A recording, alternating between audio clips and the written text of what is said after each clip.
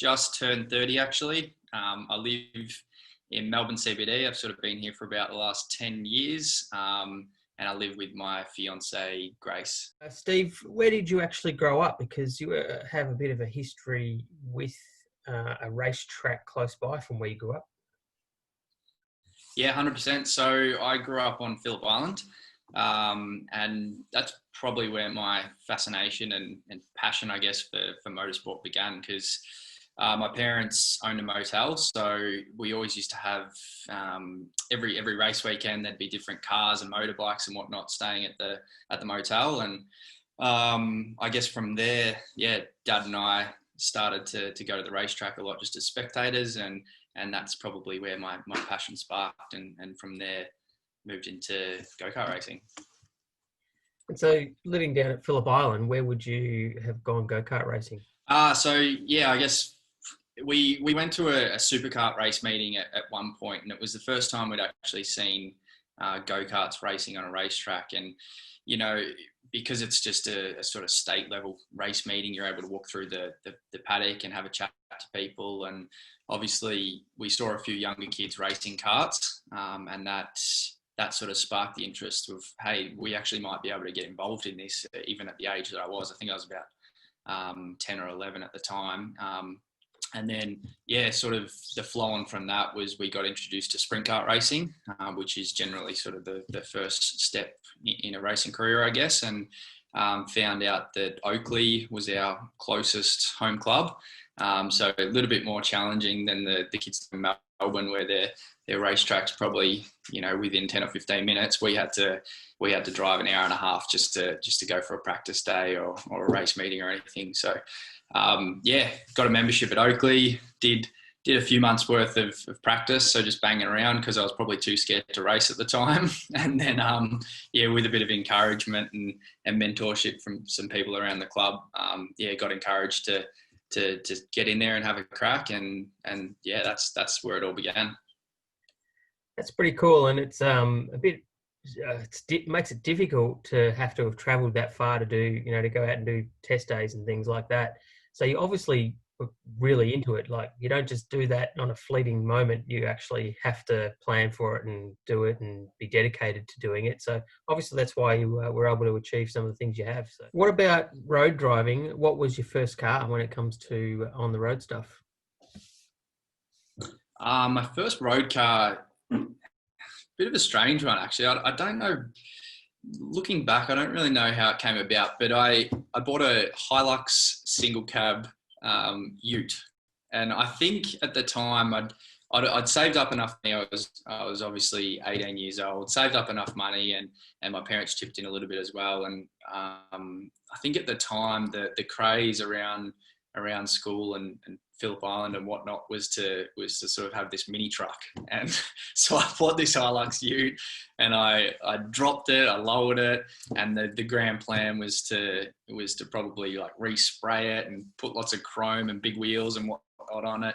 But after about 3 months of owning it, I realised it was the most impractical thing as an 18-year-old. It was a single cab, it had a bench seat, a tray body, which I didn't need for anything, no cruise control, manual. It was just the complete wrong thing. So, you know, typical first car, I flogged it off within about 3 months and lost $1,000 and moved on and just bought a Commodore.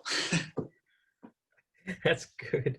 That is good. And growing up on the island, were things a little bit relaxed in regards to driving on the road? Did you wait for your license, or were you having a bit of a spin earlier than that? I wasn't that much of a cowboy. I mean, there were probably times, because growing up on the island, like a lot of mates had property. Like we had a farm at one point, so you know, I was always in a whether it was a car, a paddock bomb. I had motorbikes growing up as a kid, so always sort of felt comfortable in a car and with motors, and yeah. So I guess that I definitely also sparked the interest of going fast and tinkering with things with motors. But yeah, it's good fun. And so what about who actually taught you to drive in terms of your L plates? I'd probably I'd like to think I taught myself. My mum and dad were obviously in the passenger seat, but neither of them.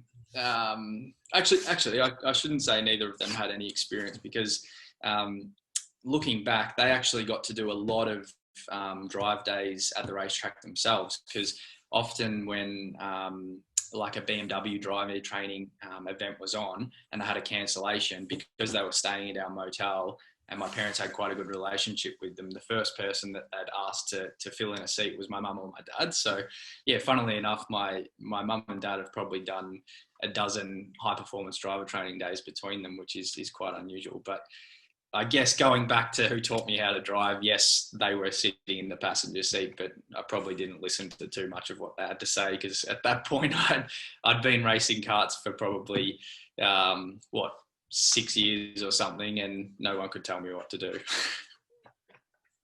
That is classic, and the reason it's classic is twofold. One is it's a great story in its own, and the fact your parents have done drive days and things, but it's so similar to me. My parents sat next to me, but I was telling them what I was doing. I didn't think that they taught me a thing.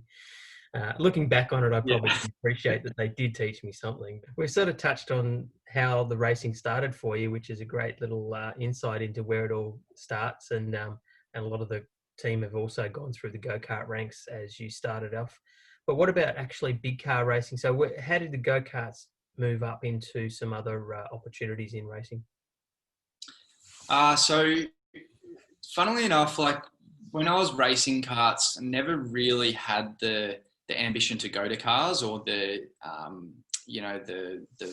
foresight that would ever happen. I think, and that probably was a result of my parents are reasonably conservative, and they were always sort of the opinion, let's just do go-karting, let's just have fun with that, and never really worry about the future and trying to go to cars. But I guess when the results started coming with go-kart racing, and I felt, and they probably saw it as well, that I'd got to a pretty high level with go-karting and won some big races, that the next step is always to move into cars. So at the time, one of my good friends who I raced go-karts with, Elliot Barber, actually had moved into Porsche 944s.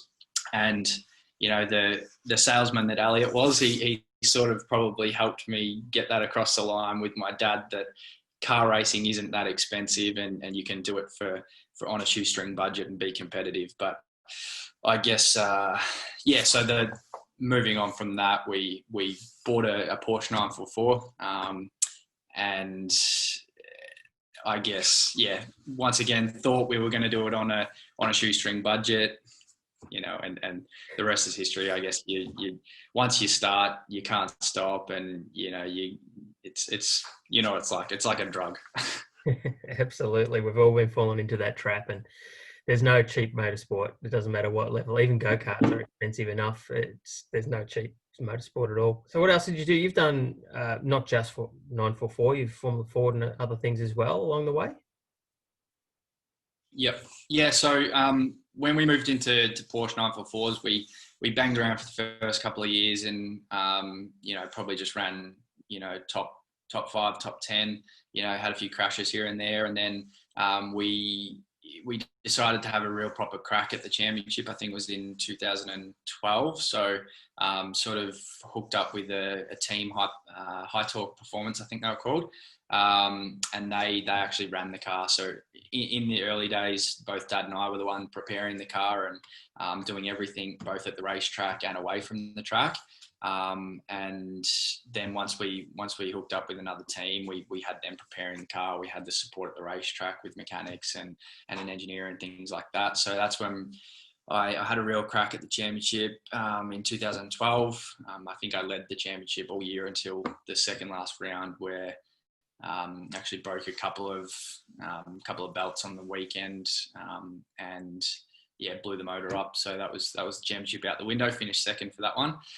And then had a little bit of time during that racing that I did a few HQ4 hours with another guy, and then also moving on from Porsche 944s, we then started racing in Australian Commodore Cup Championship. Did a few races with the team in that.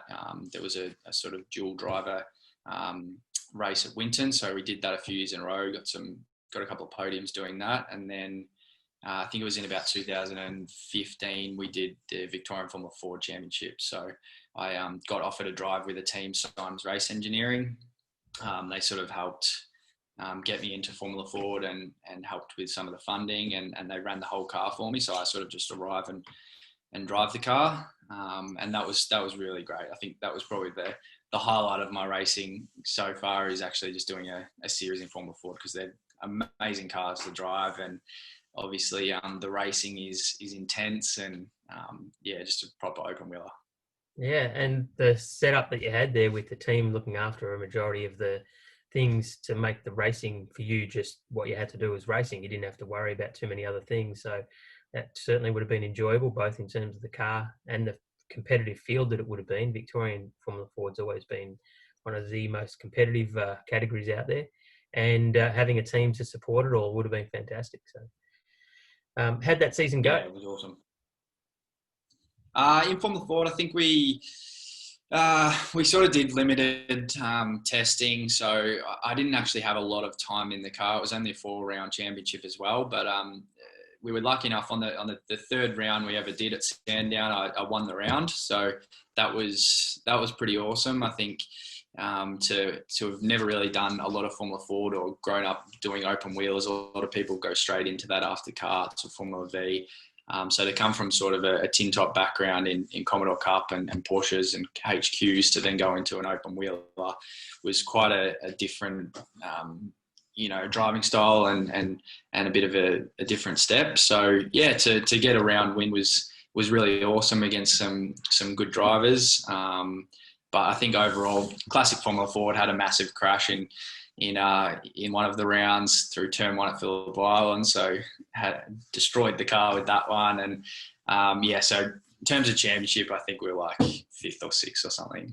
After Formula Ford, that's pretty much when we decided to probably put a bit of a stop to the racing for a while. It was right around the time when I was finishing university. I did a mechanical engineering degree at university, and I was sort of thinking that we've got to stop spending money on racing and actually sort of, actually focus on career and actually making some money rather than just spending it. So, I sort of really mentally checked out of going racing after that Formula Ford season. And it actually helped that I removed myself so much from it and took away that sort of drive to keep going with my racing, because it just allowed me to focus on other things. And obviously one of those things was still driver coaching and driver training, which I was still able to do on the side. Yeah, that's a perfect segue into the next question, actually, which is, how did you get involved in driver training? Yeah, so obviously I think I'd done a couple of years of car racing, and I had a lot of friends and connections sort of through racing, whether it was go-karts or cars. So a couple of the people that sort of helped me get a gig, I think my first ever gig was with Mercedes-Benz, a van day out at Phillip Island, and it was just spur of the moment. I think it was because I knew Garth Rainsbury, Ben Nielsen, they were both Phillip Island sort of guys. Pete Hackett needed a spare set of hands for the day, so they invited me along. And as you probably well know with driver coaching, it's as soon as you do one gig, you meet some more people. If you do a half decent job, your network of people just grows exponentially. And at the time, it was a lot of fun. Getting to drive these brand new, $200,000 cars on a racetrack and then get a check at the end of the day rather than have spent all this money. I couldn't believe it, and I thought it was the dream job. And so I pushed really hard from that point to make sure that I could sort of expand my network and get a few more gigs. And, it eventuated into sort of a full-time job for about 3 or 4 years.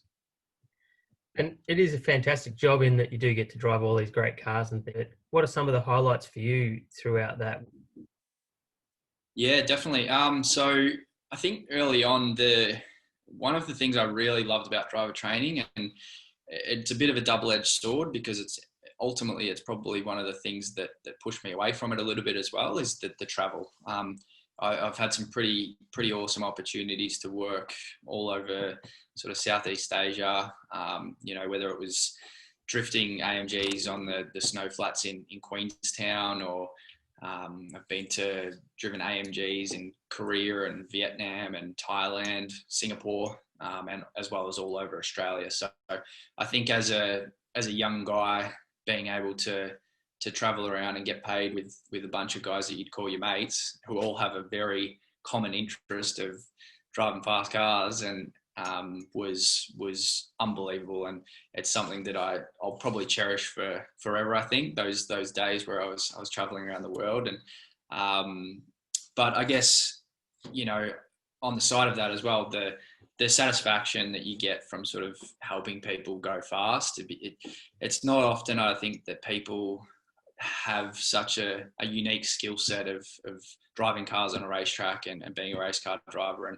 and then being able to actually share that and use the knowledge that you've gained over your life to sort of help propel people in the right direction with it, because it's quite a unique skill set, I guess. And I've met a lot of great people through it, and I've got some lifelong friends as well.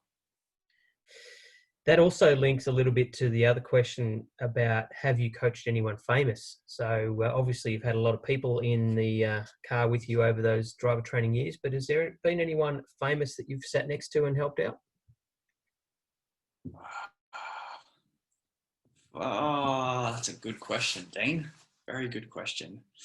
But in terms of famous people, they don't really spring to mind. I think I've definitely been surrounded by a lot of high profile people doing driver training, and you get a lot along to the events. I don't know if I've necessarily sat next to a lot of them, but I guess for me, a lot of them were probably more CEOs and executives of large companies who you probably wouldn't call them famous, but at the time, when you're a 22, 23-year-old and you're sitting next to multimillionaires or people that run really large organizations, it's pretty intimidating back in the early days. Yeah. No one famous. Wow. Okay. I know what you mean about, there's always someone famous around, especially the AMG events. There's always someone there. But in terms of actually, I reckon that there would definitely be someone, but like I haven't locked them into my mind as to who it might be. they haven't done much to. They didn't do enough to be famous, I suppose. So yeah, I know. Obviously, they didn't make a good enough impression on me. yeah. So, what about any funny stories from the driver training or driving fails that you've experienced in those even in the racing environment, where they're not critical sort of events? Yeah, I think not necessarily one in particular, but working in Asia doing driver training is probably one of the most comical things I've ever done in my life. And it's the Vietnamese especially just seem to have complete disregard to any sort of authority. They've got complete lack of knowledge of any sort of safety, and some of the things that you catch them doing on a driver training event it's like herding cats. In Australia, you're used to people being quite nervous on a drive day, and they'll absolutely do everything that you ask, and in a briefing they'll be very courteous and make sure their phones are off. In places like Vietnam, I've had people just in the middle of briefings pick up phone calls, light up a cigarette, walk away. They'll be halfway through a driving exercise and just decide they've had enough and just stop the car and get out and walk away. And then another one, this is probably not one that I like to recall too much, but at one of the driving events, I won't name the manufacturer, but we were in Singapore, and it was a break and swerve exercise, and one of these drivers, he had his girlfriend in the passenger seat. He was obviously trying to show off, and what you do is drive down towards the lights. You will have remembered it from when you did it, and you have a light come up on either left or the right, and you have to hit the brakes and swerve around the cone and stop. So this guy's obviously nailed it off the start. And as soon as he's seen the light, he just hasn't pushed the brake. And he's spotted the photographer about 40 meters away. And he's got target fixation, swerved towards the photographer and actually hit the photographer. The photographer's flown up in the air, and this guy's launched up like an embankment and hit a tree. And if the tree wasn't there, he would have ended up in a lake. And the only reason I laugh about it now is because everyone was okay. No one was actually hurt in the crash, but it's just something that really sticks in my mind of a really poor piece of driving. And yeah. What about yourself in terms of any accidents that you've had that are on track or off track that are worth describing? Or actually, one that probably jumps to mind is when I was racing go-karts. Everyone went through this big phase in go-karting where it was all about doing a really, really big, because obviously go-kart, you've only got rear brakes. So you can lock the rear brakes and have a really big slide, and you can have some smoke come off the tires. And everyone sort of went through this stage of sort of showing off doing that. And I remember I came across the line in this big race meeting, and there was a big crowd on the hill watching. And I won the race, which was fantastic. And I came across the line and thought I'd be a bit of a hero and do a nice big Scando lock up into the corner in front of everyone there. And I did the big lock up, and it just went silent. And then I spun the go-kart and ended up in the gravel. There was a big cloud of dust, and it was probably the most embarrassing moment I've ever had in my racing career, because on one hand I won the race and everyone wanted to say congratulations for that, but on the other hand everyone was giving me shit because I was covered in dust and the go-kart was filthy, and I don't think my dad knew whether to pat me on the back for winning or punch me in the head for crashing the cart. You've already mentioned stuff about driving overseas and all the driver training you've done over there. You never raced overseas, did you? Nah, I never raced overseas. Yeah. Now, unlike some of the other guys in the team, you've actually got a proper job. A few years back, you were doing your driver training as a full-time sort of thing, but you realised long-term you needed to kick in with some of your university studies and get a job that aligned with that also gave you some security, and you've now got a job. So tell us, what is it that you do aside from driver training? What's your other job? Yep. So once again, my whole life seems to come back to everything revolves around racing and driver training, because the way that I got my job, I guess just to go back, I finished my engineering degree, and then from there, that's when I went away and did driver training, decided to sort of pursue that for 3 or 4 years. And I got about 3 years in and thought I really need to get a real job here and start to, stop living for the moment and think about the future a little bit more. And funnily enough, on a driving event over in the snow, actually, I sat beside a customer for most of the day, and he was very fascinating. He was a scientist, and he worked for Brookfield, which is one of the world's biggest asset owners. They own about $500 billion worth of assets. It's a global company, and he'd worked on MotoGP bikes, worked for Ferrari. He'd designed all sorts of crazy stuff, and he was just a really fascinating guy. And he actually invited me to come around to his studio in Melbourne once I got back from that event. And one thing led to another, and he actually offered me a job. So for about a 2-year period, I worked for Brookfield, and it was a massive change from what I was used to.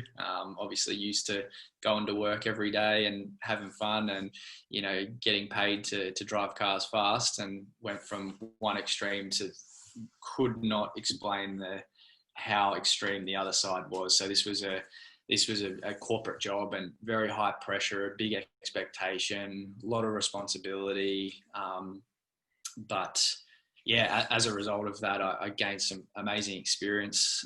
Got to travel back and forth from New York. Our head office was actually in Manhattan, so I spent a bit of time in New York and gained some really cool business experience. and then yeah, after about 2 years, I've finished up there. It was probably just not the right fit for me. And yeah, now I work for Johnsling Builders, so a bit of a sideways step.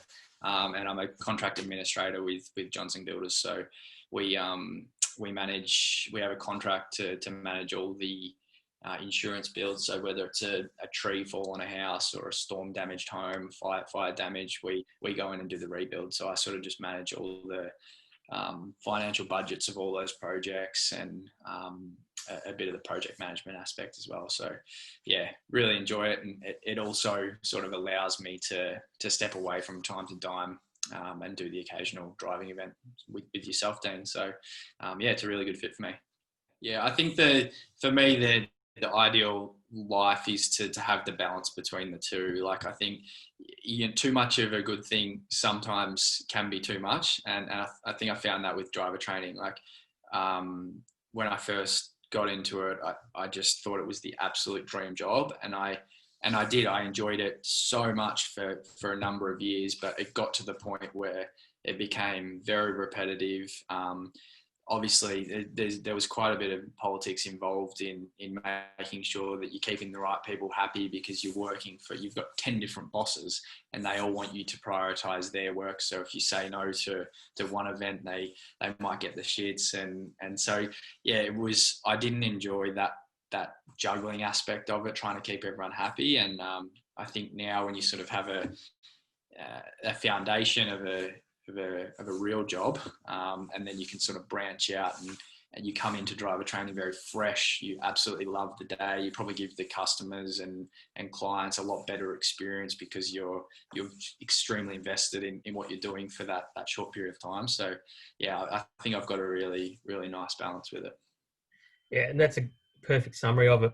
I think that's one of the beauties of being able to have what you've got now, where you have the flexibility to come back to it, and you're doing it. You come back to do a day with Evolve, for example, not because you need another couple of $100. It's because you want to have, want to enjoy it. You want to be a part of what we're doing, and that's translated to what the customer feels. So that's always a good thing. Yeah, no, definitely.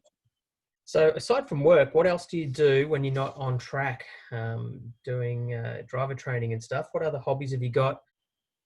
I guess for most of my childhood, racing took up most of my spare time. So I played a little bit of basketball on the side when I was a bit younger, but yeah, racing just absolutely consumed me for most of my life. So in terms of any side hobbies, never really got into music too much or anything. But I focus now a lot on my fitness. So not for racing in particular, just because I enjoy pushing myself, and it's just one of those things that you can still battle the stopwatch a little bit. So it's a little bit similar to racing in some ways. So yeah, really interested in running. Love to get back into my cycling. I haven't done that for quite some time. Obviously I'm getting married. It was hopefully at the end of the year. So love spending time with my fiance and her family and whatnot. We have a lot of fun together.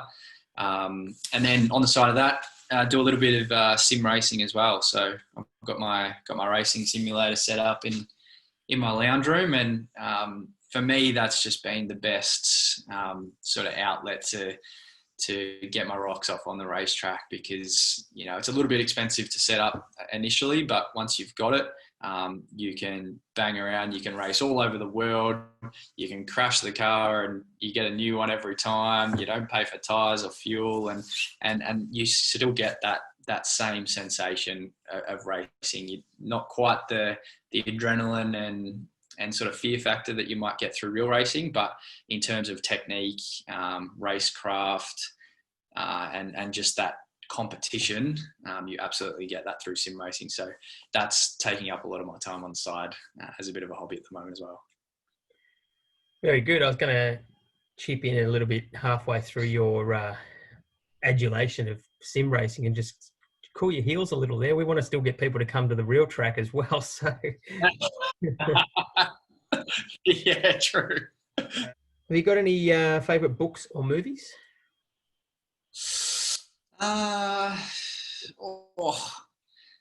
good book I'm reading at the moment is Shoe Dog, which is the story of how Nike came about. So I'll say that's my favorite at the moment. Massive fan of reading about finance and investing. Going back to hobbies, actually, I should probably say that's actually a big passion of mine as well. And it's not something that usually springs to mind because people find it a pretty boring topic generally, but I'm a massive fan of the stock market and real estate investing and things like that. So spend a lot of time reading about that. Anything to do with personal finance and that sort of stuff, I soak up that sort of information all day long. So that's definitely what I read. And then in terms of movies, I couldn't put my finger on a favorite movie. I hate horror movies. I get scared and I can't sleep at night. So I don't like them. But yeah, probably just a light-hearted comedy or a doco where I can learn something. And in terms of driving career, you have pretty much hung up the racing helmet as such at the moment. But do you still have an aspiration to get back to racing in some degree? Yeah, I definitely do, and it's probably something that I think subconsciously it's probably what sparked my interest in finance and investing early on, is looking up and down pit lane, seeing these big trucks and transporters and all the guys that seem to be racing the coolest cars weren't necessarily race car drivers. They were usually business owners or something along the lines of they've made their own money. So I think subconsciously that's probably what sparked my interest in that. So I've always sort of had in the back of my head that I'll come back to racing at some stage when I'm in a financial position to do so, which is probably a long way off, but it's definitely a potential. And then the second part of that question, I guess, yes, I would absolutely go racing if I could get the support and sponsorship again. It's not something I actively pursue. I actually nearly had an opportunity at the end of last year to do the Aussie Racing Car Championship. We were going to do it this year with a bit of backing and whatnot. So that would have been pretty cool. And I was, would have jumped at the opportunity if it came about. It did fall over, but yeah, I don't think racing is something you can ever give up on or ever just completely forget about it. If someone dangled the carrot and was in the position to help you get back in a race car, I would jump at it tomorrow. Yeah, I think that's going to be a common answer for all of the crew. Have you got any motivational statements that you live by or like to share? A dollar saved is a dollar earned.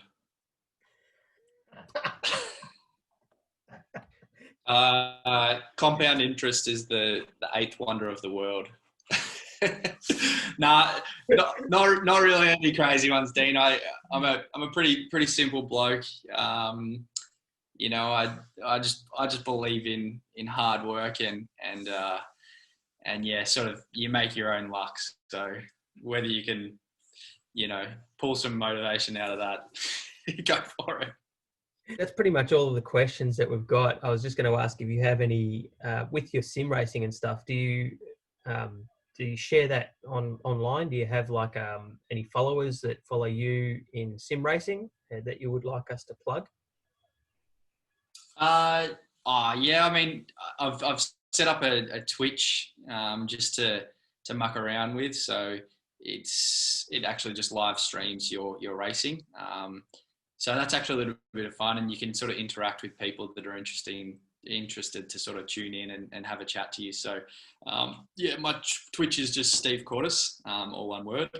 And yeah, Jake Foraker and myself have got it, and actually White Dog as well has been involved.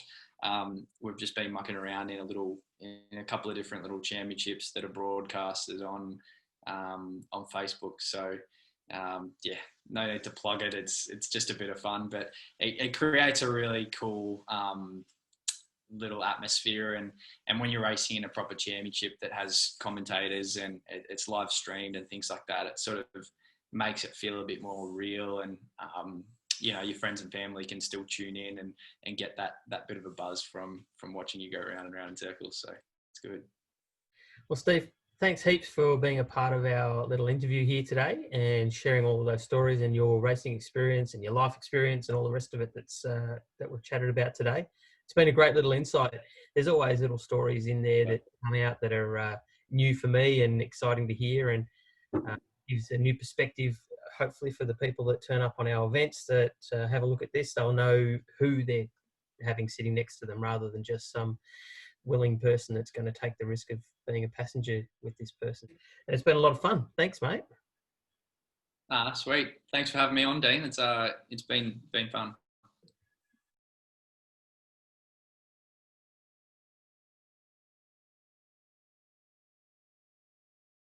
And we're talking about more famous than Tony D'Alberto. No doubt there'll be a few sponsor plugs in there and people begging for money. That's what driver training's about, isn't it? That's the network they're trying to create. Yeah, exactly.